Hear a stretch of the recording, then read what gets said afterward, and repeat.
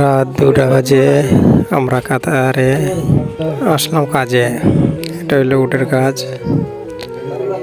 যারা যারা নতুন আসবেন উটের বিষয় দেখবেন, রাতে কাজ করতে হবে, একবেলা দিনে একবেলা কাজ করা লাগে। নতুন যারা আসবেন তারা দেখবেন ভিডিওটা, আসার পরে আপনারা বলবেন না যে কাজ করতে পারবো না, আবার রাত্রে জাগতে হয়। আর বেশি বেশি লাইক করেন, যারা যারা ভিডিও দেখতেছেন লাইক করেন, শেয়ার করে দিন, অন্যজনরা দেখার সুযোগ করে দিন। নতুন যারা আসবেন, যারা বাংলাদেশের উটের কাজ দেখেন নাই, এভাবে কাজ করতে হয় আমাদের মতো, আমরা এভাবে কাজ করি উটের কাজ।